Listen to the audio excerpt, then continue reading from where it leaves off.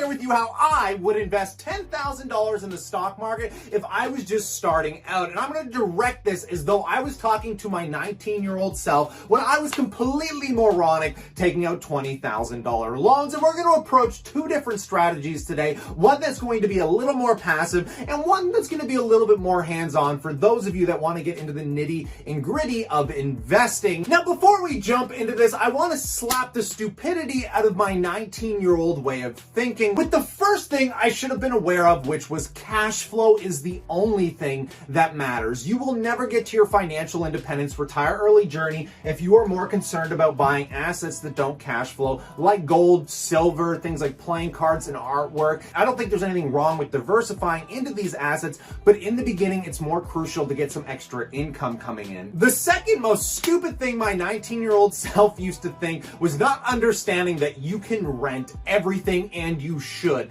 I took out that $20,000 loan because I thought I had to own the equipment to run my business, which was completely backwards. You should be more concerned about getting clients and cash flow, and rent anything today, folks, because then I wouldn't have put myself in a massive debt load that took me 3 years to pay off. And it is always more convenient for your time to rent, even if it would cost you the same to own, in my opinion. As a simple example, if Uber's costing you $400 a month and you're like, heck, I could just own a car for $400 a month payments. But in that notion, now you have to deal with the repairs, oil changes, when that car breaks down on the side of the road and you have to get it towed. That's a lot of stress and headache that takes you away from investing your $10,000. So don't be an idiot. Cash flow first and rent everything else second. And then third and finally, don't be an idiot with credit cards. I know Dave Ramsey is talking to the credit card addicts out there, but I'm talking to you as a way of making extra income and better following your finances. If you run all of your expenses through a cashback credit card like I do, where I get 1% to 2% on certain purchases, you are actually going to be making money off a credit card year over year, presuming that you're not an idiot and you're able to make those payments at the end of every month. Those were the three stupidest things I should have slapped out of myself that would have saved me years and probably tens of thousands of dollars if I just invested that money in the first place. In light of all of this, let's get into how exactly I would invest $10,000 in the market if I was essentially starting out. So ladies, gentlemen, let's jump right into this.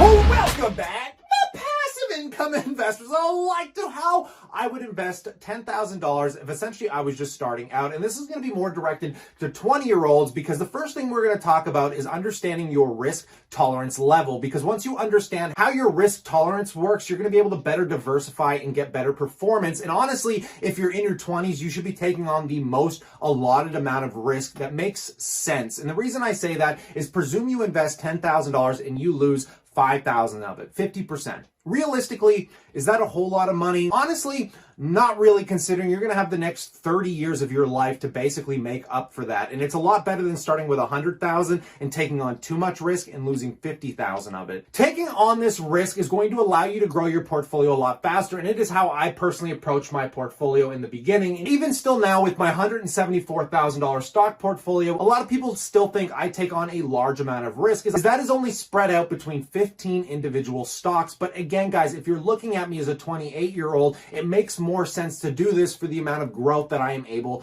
to achieve. And then once you get into your 30s and 40s, I think it's more appropriate to step back and further diversify your portfolio into safer investments that though might not give you a higher capital return, but will prevent you from the risk of major losses like losing $50,000 here, folks. Now, the next thing is put all your money in tax-advantaged accounts. This is like one of the biggest mistakes I wish somebody slapped out of me when I was first investing my first 5 or 10,000, because I started in a regular investment account, which means I am 100% taxed on most of that money that I'm going to make, whether it's dividends or capital gains. In these tax-advantaged accounts, especially in the Canadian tax-free savings account, in which the portfolio right now here is worth $108,000, and I am already up $15,645, excluding the dividends, which is absolutely wonderful because this cash flows me over $5,000 a year annually tax-free, which I can further invest and constantly keep growing that 4% compound interest of investments. So do make sure, if you don't understand, you can go to the CRA website here in Canada, or I'm sure the IRS website in the US, where you're going to find out a lot of information. And if you're still confused, guys,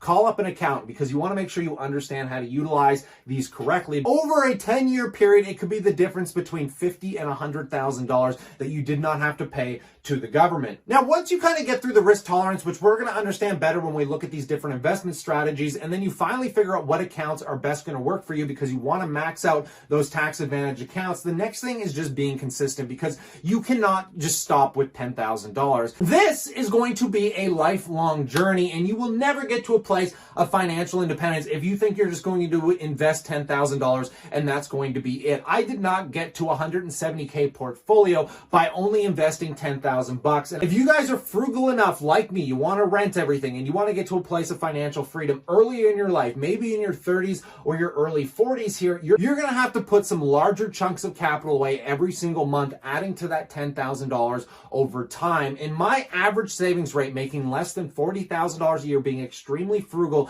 I divided it out and it's roughly $1,100 a month. And if I can do it, there's no excuse that you guys can't do it. So looking at a compound calculator, let's presume your current principal, you have $10,000 you're ready to invest. Your annual additions are going to be $1,000 a month or $12,000 a year. Let's start with a 10-year time period. So let's presume you're 25. Where will you likely be at if you're 35 years old? Presuming you're taking on a higher amount of risk investments, which is something that I would recommend if you're in your 20s, there's no reason you shouldn't be able to average roughly a 12% return, as currently I'm getting roughly an 18 to 20% return. And if we were to calculate that out from the time you are 25 to 35 years old, you would have just over $250,000. And if you are able to even make a 4% dividend yield off that, you would likely be bringing in anywhere from $10,000 to $12,000 annually just paid out to you in passive income, or roughly $800 to $1,000 a month. Now, obviously that's not retirement money, but that is a stupid amount of capital that I think is worth sacrificing a decade of your time. But let's take it a step farther and presume you're going to be doing this at least until you're 40 years old. So let's give it 15 years from the time you're 25 at a 12% interest rate. You're going to be left with over $500,000. And now if you're getting a 4 to 5% dividend yield, you're making between $20,000 and $25,000 annually. Now we are starting to talk about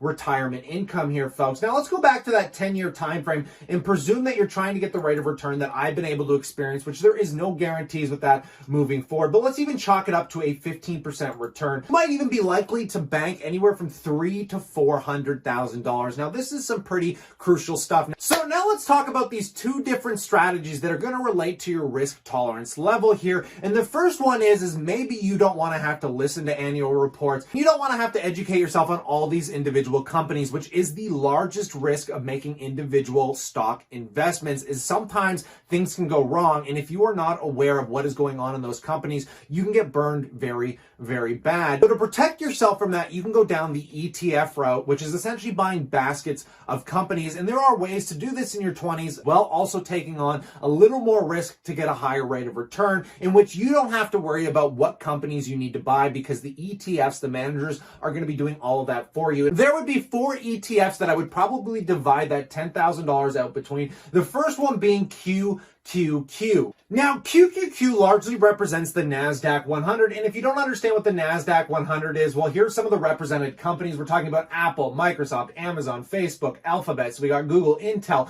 Nvidia Corp, Adobe, PayPal. These are all the holdings within the QQ ETF, which are going to give you a really healthy growth rate, in my personal opinion, and one that you should probably be about 30% to 40% exposed to if you are in your 20s just starting out with $10,000. So I would likely put about $3,000 into this, in which year to date is already up 25%. Now, on the second spectrum of it, I would also like exposure to the broader US market, which we can achieve through the Vanguard S&P 500 index. Now, this isn't going to give you nearly the greatest return, but it's going to offer some stability to your portfolio with an average return of around 8 to 10% a year. And these are more or less what I call stabilizers. And if you're in your 20s, I don't recommend huge exposure to this, but I would still probably throw about 15 to 20% of the portfolio portfolio at this, maybe around 2,000, giving us our first total of 5,000 invested here, in which I would be looking at two other ETFs. One primarily to get some cash flow coming in, to get those dividends that are going to cover the bills, which we can get the Vanguard Index, ticker symbol VNQ, which gives us exposure to the broader real estate market. There are tons of real estate companies in here, and yes, though we are in somewhat of a recession, real estate's getting hammered pretty hard, which also makes it a little bit more attractive to me as a value investor, in which you're going to receive over a 4% dividend yield, which would likely be paid out monthly, that you can redisperse into some of your other investments. But it is super important that you have some kind of stocks in your portfolio that are cash flowing. And yes, the performance usually isn't that great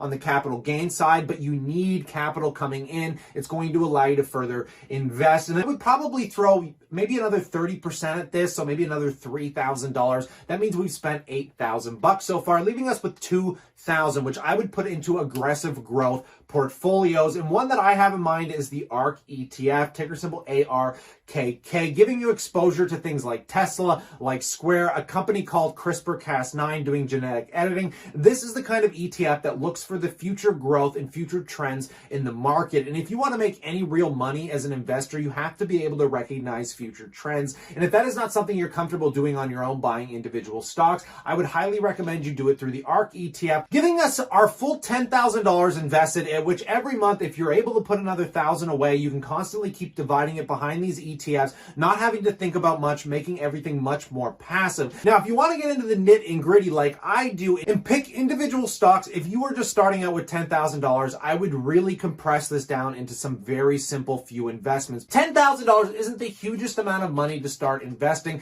and I am not one of those people that is going to recommend that in your 20s you diversify that between like 10 or 20 stocks. Honestly, I would probably just pick 4. And following the same kind of strategy that we just looked at with the ETFs, I would start out by buying some really decent tech stocks that bit of a dividend. And obviously at the top of my list for the two more secure investments are obviously going to be Microsoft and Apple, and I would probably allot about $5,000 between those two companies right off the bat. They are conglomerates. They are massive. They are literally considered the safest investments you can make in the stock market, even over financials, REITs, industrials. So these are ones that you just have to have, which you do get exposure through, obviously, with QQQ. And I mean, you're welcome to pick any 2 or 3 growth stocks you personally like, whether it's Google or Facebook, but in your 20s, I would allot at least 50% of that investment to these stocks to get the best growth. And then finally, we want to talk about dividend income, because these are going to be our growth companies. And if I were to pick dividend stocks, the same thing with those ETFs, I would look for stocks that obviously they're not going to have huge capital gain potential, but they're going to have stability and they're going to be around for most of your life.